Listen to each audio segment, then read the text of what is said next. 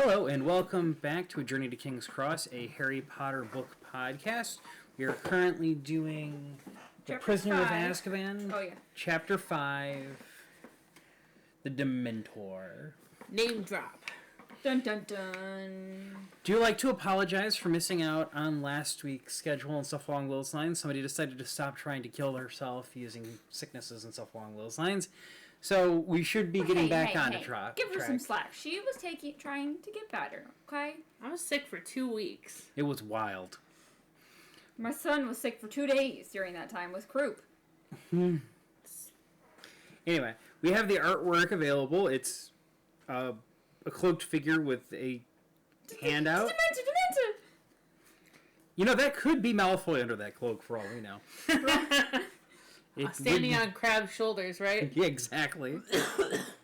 In all honesty, it's not exactly bad or anything along those lines. It gets the point across of what a Dementor is, relatively, in terms of appearance. Though its hand looks a lot better in the picture than it's described in the actual book. I don't see any scabs or anything on that, to be honest. Yeah, no. But other than that, like, the overall artwork and everything, it's fine. It does its job and everything, and it's pretty relevant to the entirety of the story, so it's very fitting. Unlike a couple other chapters where the artwork has very little relevance with the entirety of the actual story itself, to be perfectly honest. We, of course, get the, first off, we get the trip to, King's Cross. Another name drop. God, that happened this chapter? That felt so long ago. It was a fairly long chapter. We might actually start splitting up our recordings on this. So rather than doing every week, we might be doing every other week to try and keep time for time management purposes. Yeah. Just a heads up. So if you notice any weird pauses, that's why. Or we, like, all of a sudden we're back from, like, we snapped awake or something along those lines. We're trying to remember exactly where it was we left off at. Or we'll split it up into 2 episodes. Who knows? We'll figure it out. We're working on it. I just need to remember if I actually end up doing the pause thing and everything, that I don't shut the thing down. And, that would prevent me from doing any of my streaming. I think, I'll Google it, but I'm pretty sure there's a way you can knit the videos together.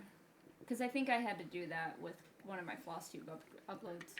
It'd be a lot easier for us since we don't actually have any visual media or anything. But, of course, we have poor Ron still dealing with the fact that Percy seems to be stuck on him and, like, glue and everything. And I have to admit, I do gotta give Arthur some props, though. He's like, I'm willing to disobey direct orders, basically, to make sure that Harry knows exactly what's out there and everything. And Harry's like, you didn't technically break your word, so you're good. Because they're both looking out for each other. It's kind of wild that I know throughout this entire chapter they treat Harry very much like a child, where Harry kind of acts very much like a fellow adult when it comes to a lot of people. You get to continue to deal with the fact that it's like sometimes people forget how much Harry's gone through, even 2 years into his schooling and education. Yeah. Not many can claim to have ran into Voldemort like 3 times in their lifetime and still, kick around, kicking, and still fighting the good fight. Yep, and looking no worse for wear, too. It's impressive, I'll give it that. And, of course, we get one of everybody's favorite characters finally gets introduced on the actual train. Brandy actually made a comment about the fact that the actual like narrator actually does a very good, if maybe an unintentional impression of Lupin based from the actual movies. Well, I think this recorded before the movies? Potentially. Or... I'm not 100% certain on that. So that's why I was like, I didn't say impression, I was just like, damn, that sounds like Remus. To be fair, he's a very consistent individual. I do like that, like, Malfoy walks in and stuff along those lines. He's like, who's that? Oh, that's the new professor. You were saying? Like, the guy's, like, dead asleep and everything. They've had a whole freaking conversation in front of this guy. But I love the fact they're still willing to bluff him so hard. It's because Malfoy's a little bitch. Doesn't take much. It does not take much. I have to admit, though, I am very ashamed at Neville. What did he do? He didn't keep his mouth shut. Dude, Harry's gone out of his way to and shit and stuff along those lines, and you couldn't keep your damn mouth shut about the fact that he freaking fainted. Oh, Neville's the one that blabbed. Yeah, what? Ron and Hermione are gonna go talk to Malfoy about this? Ginny wouldn't have said anything. She already went through hell and high water. She ain't gonna throw somebody else under the bus. Neville's like the weak link in this one. I'm just sort of like, dude, you should have kept your bloody freaking mouth shut. Now, basically, we get an entire year of Malfoy being an absolutely irritating twat. And He I don't definitely recorded these before the movies came out. Oh, nice. Because he was the one who was doing them when the books came out. It says that it was recorded in 2001. Oh, wow. For The Prisoner of Azkaban. So this predates even, like, the first movie. Yeah. Wow. It's crazy to think, like, of audiobooks existing that early. I mean... But they did. They were on tape. Yeah, I've actually... Several tapes. I've got my tapes. Narnia tape collection that I got from a church group while I was camping and everything. They gave, so I've got, like, the whole freaking collection of Narnia, basically, on, like, cassette still. Plus, a friend of mine's dad gave me, like, a crap ton of, like, superhero cassette tapes, audiobook-wise, as well as, like, a massive collection of Sherlock Holmes cassettes as well. I mean, if we ever wanted to do Sherlock Holmes, I've got plenty to run off after. Well, I haven't read them, so... I mean, to be honest, there's some pretty good ones out there. I have a very nice hardcover collection of all the complete works of Sherlock Holmes. I've got a book of Sherlock Holmes stuff. I wouldn't exactly consider it, like, show-offy levels or anything along those lines. It's the Barnes and Noble hardcover collection. So, like, I mean, hardcover's still better than what I got. That's It's a fair. soft cover, so, you know. That's valid. I think I lent it out to your brother at one point in time. I don't know if I still have it or not. Oh, well. On forever. Back on subject.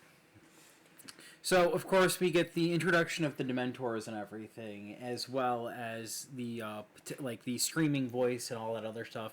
And Harry just beating himself up. Though, personally speaking, I've seen some people talking about it, and I partially agree. I am convinced that they like him so much, not just because of all of the sad shit in his life. He's got Voldemort inside of him. He got an extra soul. That's like a 2-for-1 deal right there. He's a snack. I was literally going to make the theory about that, because, like, even Ginny, who was possessed by Voldemort, was in terror because of what she went through with being possessed and everything, but Harry actively has Voldemort inside of him. To be fair, I do feel kind of bad they just shoo Ginny off, basically, just sort of like...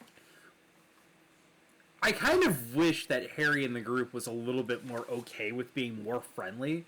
I have kind of realized, like, looking back over it and everything, Harry's got, like, 2 friends that he interacts with on a regular basis, and that's it. He actively tries to avoid Neville in this book. He doesn't interact with, like, a lot of the other characters at all. I think the only time he actually expands out of it is when he's dating, and that's, like, with Cho and Ginny in later books and stuff. Bro's an introvert. Give him some slack. I'm just saying, it's kind of, like, wild to me and everything that he's not, like, I guess from a writer's perspective, it would be kind of annoying to, like, have to juggle more relationships and stuff along those lines. But that is one of the shortcomings, is that, the romance subplots kind of suck. Yeah. I have, okay.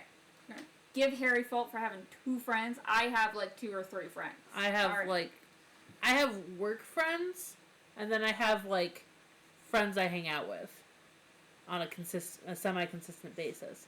I've got you guys. Yep. And I've got, like, one other person. I've got a friend of mine who I play video games with mostly, who was a work friend. I've got my one group of friends that I play D&D with. I've got Kimmy and Cameron, obviously. And I don't really consider work friends. It's just varying levels of tolerating people, I suppose. Well, we know who's the extrovert out of this group. I mean, I'm really not. I'd be more than comfortable sitting in my freaking basement all day and not dealing with people either. I could go both ways. That's not true at all. You are a social butterfly. You need to talk to people. To our wallflowers, yes. It's all steps here, basically. I have no problem sitting down here and not talking to anybody for extended periods of time. Compared to our daughter, however, Chatterbox. he's a wallflower. Yeah. That's fair. She is the most social butterfly to butterfly. I don't know why, but my brain went tweet, but that doesn't make sense. She's a butterfly. Anyway, we of course get Lupin popping in, and all I could think to myself is, he's got luggage that actually says professor on it. Where the hell did he teach? Did it? When did he have time to get it embossed? No, I don't think it was embossed. I think it was embroidered. Hold on, I'm trying to find it. Painted on. Sorry, not embossed per se, but like... What you think about it, though, is that he's a werewolf. It's been pretty well known that keeping a job as a werewolf is really freaking difficult. Oh, yeah, it's stamped. It does say Professor R.J. Lupin was stamped across one corner in peeling letters. So it's severely aged. It makes it look like... I remember somebody maybe mentioning R.J. a theory. Lupin was the regular ones, and then was the peeling part, and Professor was still okay. It doesn't... Or it was too cheap to stay on. Or that. What were you gonna say? A theory? Somebody actually, I think one of the Carlin brothers, basically, the guys who I stole the idea from for this podcast, basically, did mention the fact they inspired by. They pitched the idea that the original suitcase and stuff was a gift from James, and implied that Remus always wanted to be a professor, and so he had that embedded. Sad. That would also explain why it's described as a small battered case held together with a large quantity of neatly knotted string, because he's not going to want to get rid of it. Yeah, if that was a He's gift. a wizard! Reparo!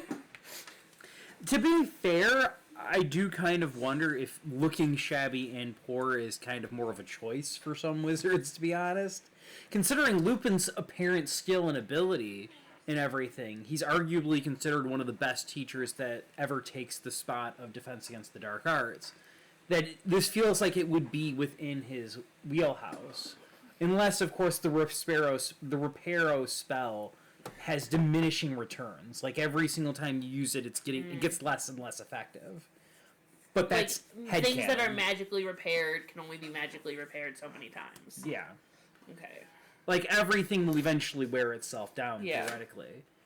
But that's just a headcanon, and it doesn't take any consideration. This world's magic rules don't make sense. Yeah. To be fair, there's a lot of aspects of why would you be poor in a magical world? It doesn't make sense. If you think about, I think in terms of, splitting up food, you can't create food, but you can, if you replicate have food, it. you can replicate it. It doesn't have as good nutrients or as good as taste, apparently. But theoretically speaking, if you really wanted to be, if you wanted to go on a diet, you could easily... find that out? It's somewhere. I am not an encyclopedia. I'm not an encyclopedia. I don't remember every single tidbit of information I acquire here. It's just something that I remember vaguely. I think it was something that got brought up at some point in time in the final book when they're camping, because they recall catching a couple of very small fish, and there wasn't really much they can do with it. Until later on, somebody's like, Accio fish, and just pulls one out of the damn lake, and all three of them are just we didn't even consider that. Of course they didn't consider that. You know what else they don't consider? Using fucking Lumos. In this chapter, yeah, they're stumbling around in the freaking dark. That oh my god, is even in the darkest night, the moonless night, there's still a little bit of light. I did forget they're in the middle of a rainstorm, because it says the rain thickened. Because I was going back to see did they stop in the middle of a freaking tunnel? See, rainstorm, Scottish Highland Plains. If it's nighttime already, it's gonna be.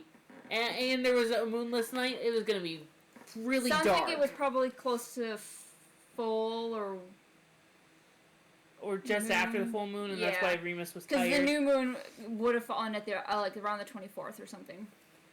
Which also could explain why he's riding the train, too tired to apparate.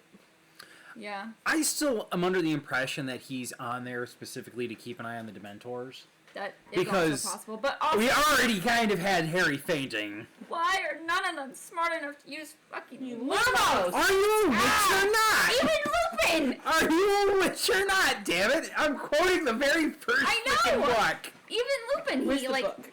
he had like shivering flames in his hand. I'm like, Lupin, use Lumos. No, he's got to be extra. He's got to All impress the kids, so he uses a flame spell instead of an Be actual extra lumen. with his knowledge of healing them, and it's not poison. I promise you. Oh, yeah, okay, so Constant Harry would be vigilance. the easiest person to poison ever.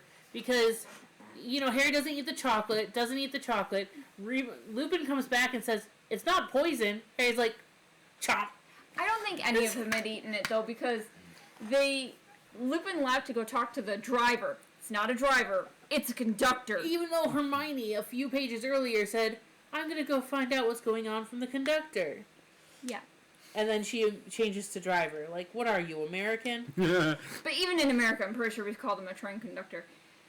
Anyways, Lupin leaves, and then they immediately start talking like, oh, you fainted, what happened? Like, blah, blah, blah, none of you fainted.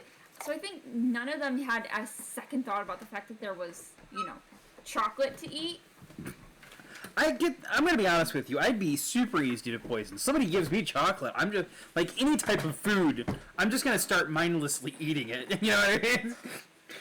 I'm like Ron in that department. If there's food in front of me, it will be eaten. You do not expect food to appear in front of me and not disappear. You never realize how little self-control you have until you are at a Mexican restaurant with chips and salsa in front of you. Yeah, none of the rest of them... Wait, what? As Mitchell was saying that how easy he would be poisoned Give him too. chocolate and... No, food. just any food, and he'll mindlessly eat. That's So then I was true. like, you never realize how little self-control you have until you're at a Mexican restaurant with chips and salsa in front of you. Oh, yeah. They're gone. That's my meal. My favorite meme about tortilla chips is that, would you like 24 tortillas? What? No, that's crazy. How about if I cut them into quarters and deep fry them? I'll take 20. Quite. Give me salsa to dip them in and be happy. Look, man, I'll never understand when people are like, don't fill up on bread before you eat, or don't fill up on the chips and nachos. No, listen. When You fill up on those things, and you take your entree listen, home. if you're taking me to Olive Garden with the free breadsticks, you're taking me to a Mexican restaurant where they have chips and salsa as the You're taking starter. me to Texas Roadhouse, and I get the butter with honey butter, with cinnamon butter, and yeah. the rolls. That's now my meal. Correct. Everything else is leftovers for tomorrow. Absolutely. I really wish we had like a moment. I think it was a meme or something where one guy wakes up on the ground and everything. And he looks over and he sees his best friend laying down next to him. He's like, "What happened?" He's like, "Oh, you fainted or something along those lines." So I laid down next to you in order to pretend like we were both just chilling. And all I can think of myself I is remember that. if I was Ron in this situation, That's I would have laid down next to Harry just to give him some sort of emotional Right. support. Okay. How shitty of friends are they? Like, they see Harry fainting, Convulsing. shaking, convulsing, falling off the seat. He gets done convulsing. Are you gonna pick his ass up and put him back on the seat? You gonna do something? Seriously? No, you're help just him gonna up, I all thought. stand over him No, while they- he wakes back up. Didn't they help him up onto his seat? No, he was on the floor. Afterwards, when he woke up, they helped him up. Did they? I Oh think no! so. See, I'm thinking like, you're just gonna let him lay there on the dirty floor, where all your feet have been. Help this poor guy back up into his seat. He weighs like 60 pounds soaking wet right now. Right. And Ron's like almost as tall as the twins during their first year, to be honest. So like, Ron Ron's should a be younger brother to 5 other boys. He better know how to wrestle, and he better have some muscle for lifting. fair. Okay? Yeah. Because aren't they? They're not gangly. They're not described as gangly. Ron's still gangly. Well, yeah, He but starts- like, Oh, his brothers aren't. but like the family as a whole, they're not like the movies depict them all as like skinny and gangly. I mean, Fred and George are beaters, so obviously they're But they're bulky. not. Yeah, so Hello. the Weasleys clearly have some muscle on them. But, like, I know how most people are going to be like, oh, they're the same age, they're not going to be able to lift him, they're the same weight. Listen, my 8-year-old daughter weighs 45 pounds and can lift her 32-pound brother at least 6 inches off the floor. Okay? And she does it for fun. And she does it for fun. This is not I'm struggling here or anything along those lines. I had to get on her butt multiple times not to pick her brother up near the stairs for fear of them both toppling down at some point. So, it can be done. I know it can be done. Did you find it? Did they pick him up? Oh, I stopped actually looking, to be perfectly honest. I also, while he's looking that up, I thought of something. If Hermione had not taken Crookshanks out... Oh yeah, here. Ron and Hermione heaved him back onto his feet. Yeah. But they waited for him to wake up. I mean, to be fair, if somebody's having a seizure, you're not supposed to move them. Well, right. But isn't Lupin in the room as well? Wouldn't he know what the hell's going on? Lupin is in the room. Also, coming from medical, you have something called a post-icteric period. Or, not icteric, that's... You have a post-seizure period where you're just kind of out of it. You're not convulsing, you're just out of it.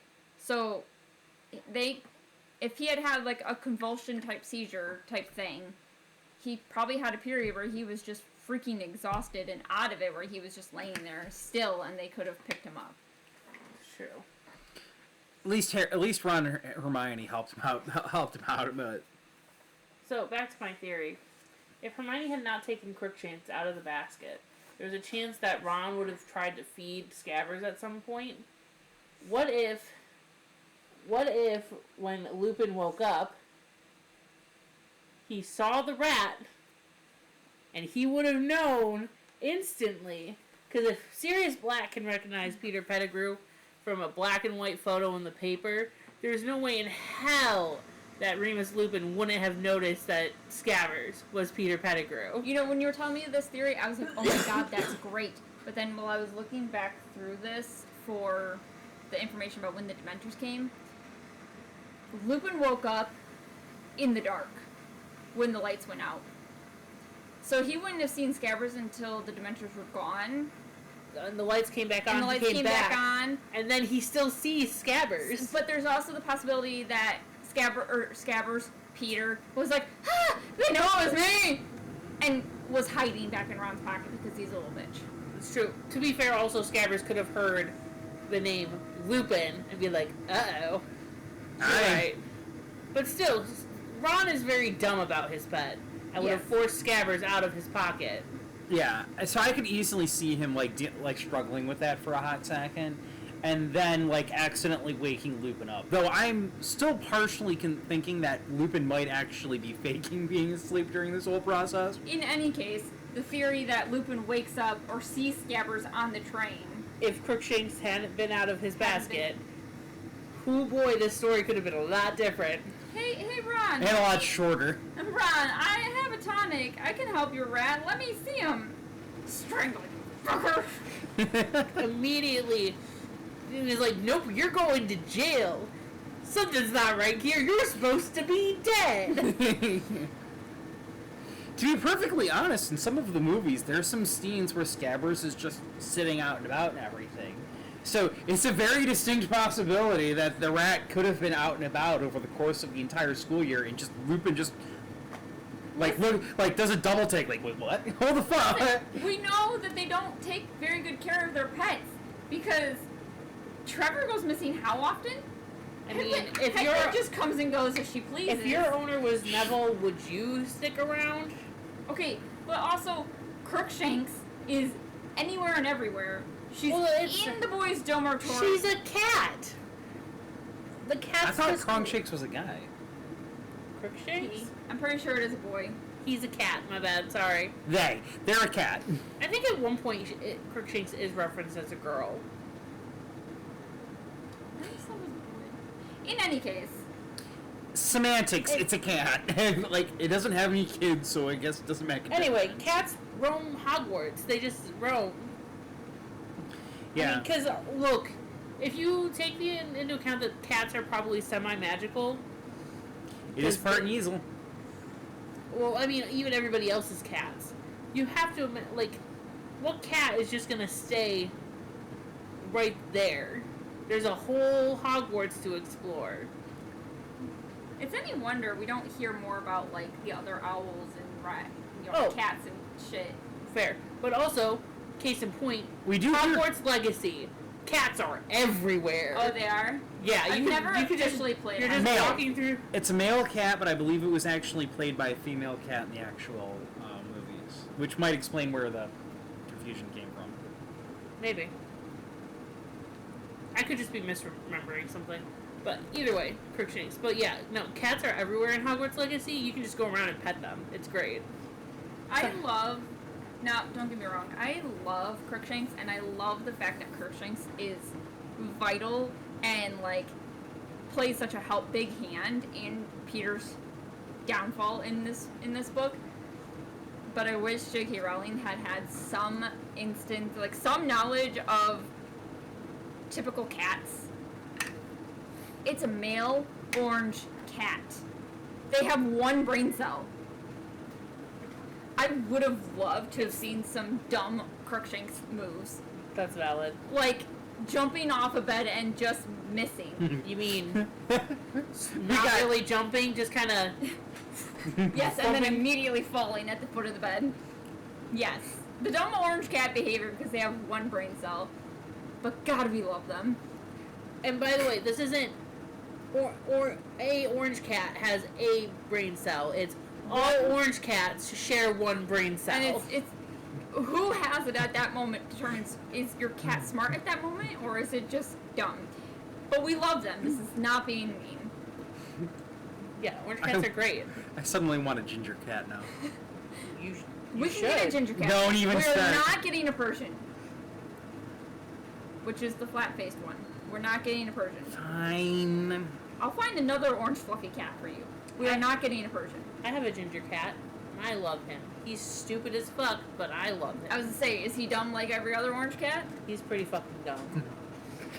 His main prerogative is, I'm gonna yell at you till you pet me. Or, like, it's really bad, because he'll sit on his tower all day until, like, at one point he'll decide, I'm gonna go yell at your brother who is sleeping, instead of coming in and getting attention from me. And he's like, no, I must run and yell to him. Very annoying. But anyway. But we love him. We finally get, like, the actual entrance proper of getting into Hogwarts. Horseless carriages. Thestrals, which I have thoughts about that. I'm but still not sure why Harry can't see them. I was thinking that while we were reading this chapter. Between Being cognitive of a death. The death of the diary riddle, you'd think killing And a part his of the parents. soul. His parents also would technically qualify as well, and the technical death Quirrell. of Quirrell as well. Though he wasn't conscious for Quirrell. He but blacked still. out before the soul left Quirrell's body. But you get the frustration, though. There's plenty Yeah. of other occasions where this should have. Also, does it count only human death? Because, like, I don't know if he killed a spider. He killed a basilisk. He did kill a basilisk. It's one of those things where it's like you can really Too ambiguous. You can really nitpick this stuff. Yeah. I mean, why does it have to be human deaths? Which that cause probably this means shit? that she didn't think of them until later. Mermaids? What about a mermaid? If you, like, or a centaur? You only see half a thestral if you see half a centaur die? That's racist. I didn't say it wasn't. I'm just pointing out the which half of the inconsistencies of the Technically, universe. mermaids and centaurs are both classified as creatures. They have Near hid- human intelligence. Yes, but What they half of the declined thestral human would you see? identification. Huh? Okay. What half would you see? What half of the thestral would you see if you saw a centaur die? The top half. Just a floating head, obviously. Oh God. Maybe some neck. I was gonna say, or would it be the headless horse? It's a horseless head, actually.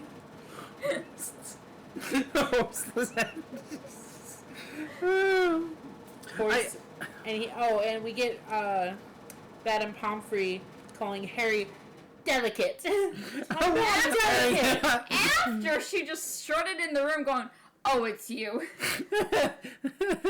Look, man, he's not in the hospital wing every year so far. Now, if she had called him at the end of this year or at the beginning of next book, had called him delicate, 100%, yes, can see it because he fainted with the Dementors and shit. But I feel like half the shit he ends up in there is not because he's delicate, quote, quote. It's because he's getting into stupid shit or people are doing stupid shit for him. Quidditch is pretty dangerous. Broke it. That's true. In second year, he ended up in the hospital wing twice. He had to make up for the fact that he wouldn't be there in his last year of technically schooling. He needed 1 year where he's in there twice so he could technically be And there. Hermione was in the hospital wing twice. I'm blanking on what the other reason he was in the hospital wing second year was. I realized that technically he wasn't, but like I'm sure after the there was he would have gone into there was it. the cat form thing and That the was Hermione. petrification. And yeah. the petrification. But for Harry, yeah, I guess it's a broken arm, and I assume visiting? he got checked out at the hospital wing after the basilisk attack. Let's see here. Probably. If we're gonna start going into detail about like injuries and stuff, I think Harry and Ron both ended up in the hospital wing during their first year. Ron after Snake bite or the dragon yeah, bite. Norbert bit him and everything. Dog bite, according Yeah. to official records. He ain't no snitch. Year 3, Ron also ends up in the hospital as well because of the injury to his leg. Thanks, to Sirius. Like, technically, they all ended up in the hospital wing. That's right, they did, because that's where Dumbledore finds them. Yeah. It's just they had they didn't. Sorry, that was my watch. So Weird. They just didn't have physical injuries as much. Year 4, Harry ends back up there again, but I don't think I don't think Ron or Hermione have any Was more Harry major. in the hospital wing in year 4? Yeah, he got dragged into there because that's where the confrontation with the minister is in year 4. After dealing with the fake Professor Moody and everything, he ends up in there. Let's see here. I don't think he makes it there in year 5, actually. I don't think there was any serious injuries for anybody in year 5. Yeah, because the serious injuries were caused by the professor. Yeah. Year 7, I don't... you skip 6. 6, sorry. I keep thinking 8 instead of 7 books. I don't think he was in there in 6. Even if either. it was 8, you still skip 6. Details.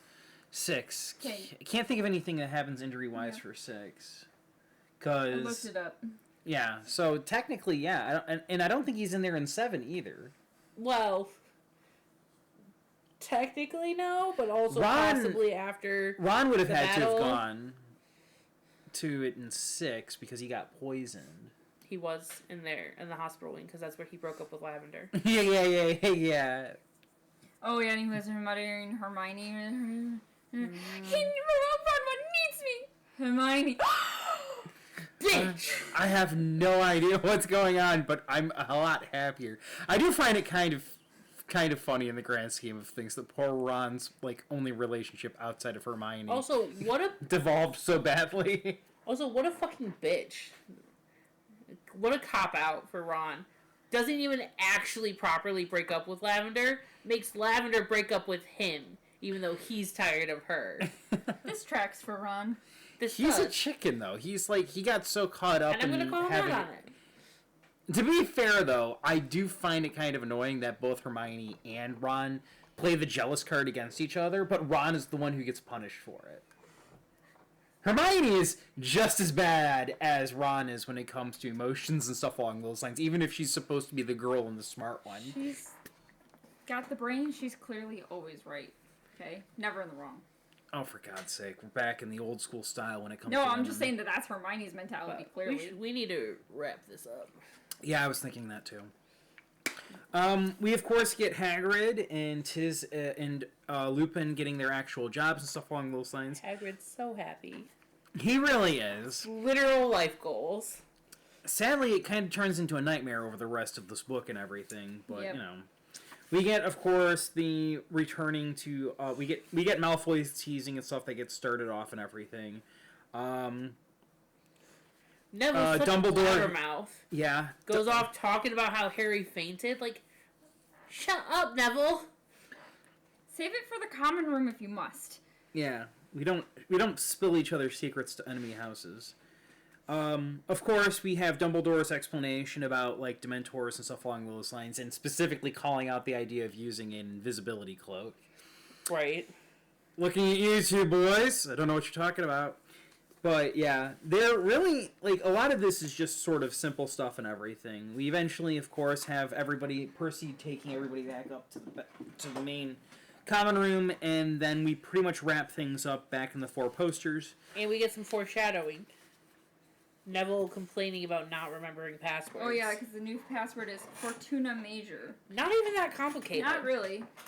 To be honest, though, it does make me question, because I think that he tries to break in during Halloween and everything. He doesn't have the passwords. But it kind of implies that she wouldn't let him in even if he did. Whereas Sir Cadogan lets him in because he has the passwords and doesn't even, like, question it or anything. And that's why he gets removed from service. Yeah. Yeah. But I think that's pretty much the end for the chapter and everything. So we'll wrap things up there and everything. Sorry about one last comment. I'm really surprised that Percy does not get freaking punched in the face by Ron at all, or his twins, the twins in this book, because every time Dumbledore points out prefect, Percy pushes his chest out. He's not even a prefect anymore. He's or the head boy or whatever. It's like calling out of the title. It just pushes it out. And I'm like, oh my god, I want to punch you. And I'm not even in the story. He's very self-important throughout the course of this entire book and everything. It's real. I'm starting to understand why the twins torment him as much as they do. Anyway, Kimmy, since you're trying to get out the door, plug your stuff. No. Okay. You can find me on social media at Luna's Creation Corner. Mostly I post on TikTok. I am starting Persona 3 Reloaded, Cole Sanders on Twitch and everything. I sometimes play Fortnite and sometimes play Dead by Daylight, usually Mondays and Wednesdays. And you can find me on YouTube at Brandywine Stitches or on the rest of the socials at Hacktown Candle Co. Like, comment, subscribe, and keep your wands at the ready. We will hopefully see you back here next Sunday. Whenever. Eventually. See you next time. Bye!